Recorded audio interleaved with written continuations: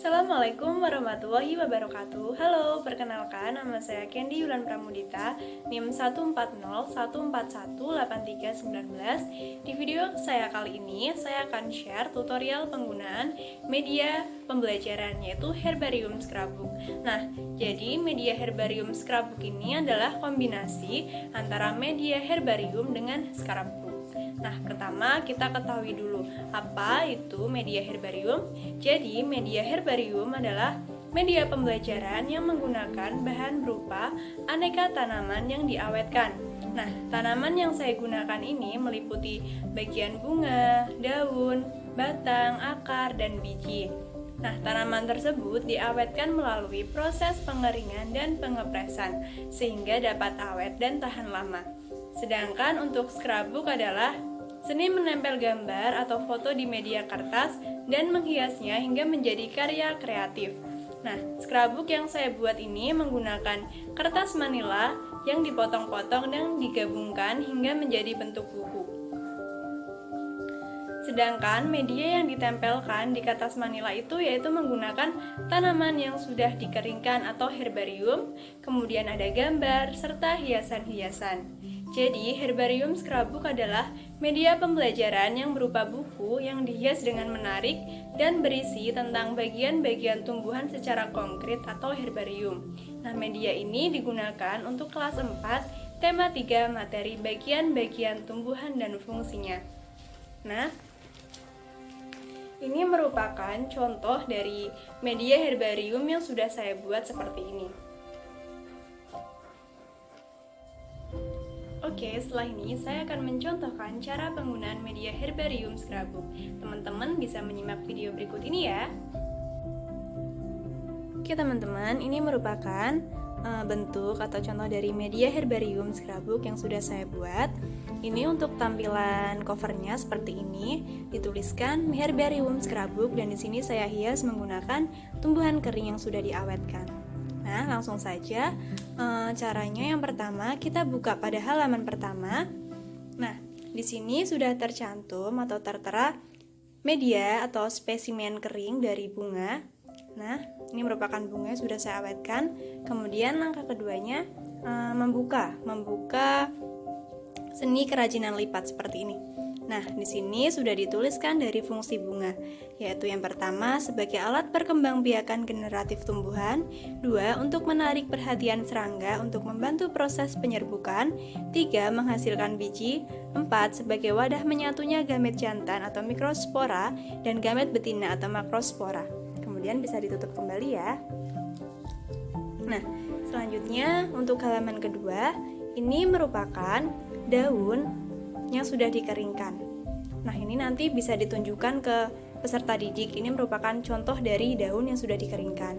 Kemudian nanti guru membuka seni kerajinan lipat seperti ini.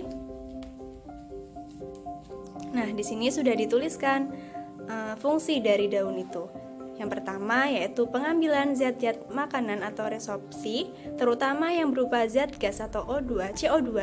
Nah, kemudian ada pengolahan zat-zat makanan atau asimilasi, 3 penguapan air atau transpirasi, dan 4 sebagai alat pernapasan atau respirasi. Kemudian bisa ditutup kembali. Kemudian dilanjutkan membuka pada halaman ketiga. Di halaman ketiga terdapat buah dan biji. Nah, ini merupakan gambar dari buah dan contoh biji. Kemudian kita membuka seni kerajinan lipat seperti ini. Di sini terdapat fungsi buah dan biji. Yang pertama, buah sebagai tempat penyimpanan cadangan makanan. Kemudian yang kedua, buah sebagai tempat biji. Yang ketiga, biji sebagai tempat berkembang biak. Dan keempat, biji berisi embrio yang akan tumbuh menjadi tanaman baru. Kemudian bisa ditutup kembali. Dilanjutkan, untuk halaman keempatnya ini merupakan struktur dari batang. Ini merupakan contoh dari batang yang sudah dikeringkan ya teman-teman. Nah, kemudian kita dapat membuka kartu yang terdapat di dalamnya.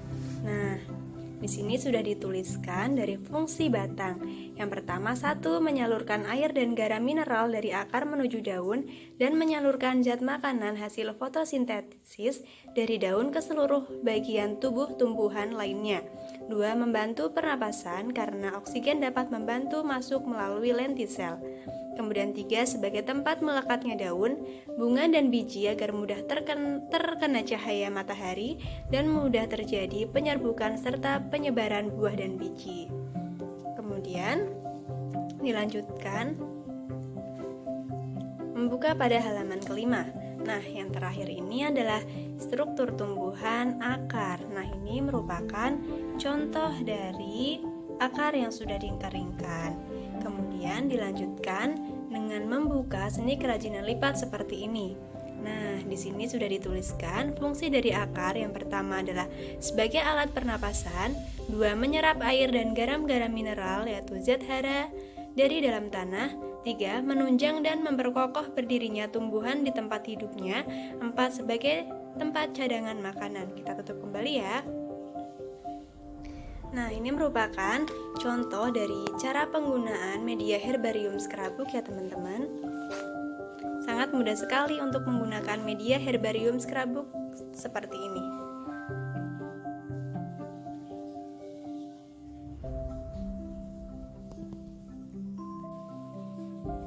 Oke teman-teman, tadi merupakan contoh dari cara penggunaan media herbarium scrapbook. Bagaimana? Sangat mudah untuk digunakan. Jadi media herbarium scrapbook ini sangat membantu sekali dalam proses pembelajaran, yaitu bagi guru ataupun bagi peserta didik. Nah, bagi guru dapat membantu sebagai alat bantu mengajar untuk menerangkan materi mengenai bagian-bagian tumbuhan dan fungsinya. Sedangkan bagi peserta didik dapat membantu pemahamannya mengenai apa saja sih contoh dari bagian tumbuhan itu. Jadi peserta didik dapat melihat langsung dari contoh konkretnya mengenai herbarium scrapbook.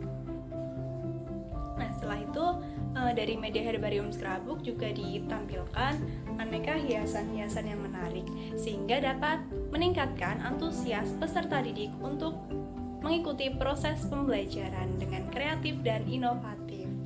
Oke. Sekian video dari aku mengenai cara penggunaan media herbarium scrapbook. Semoga dapat bermanfaat. Wassalamualaikum warahmatullahi wabarakatuh.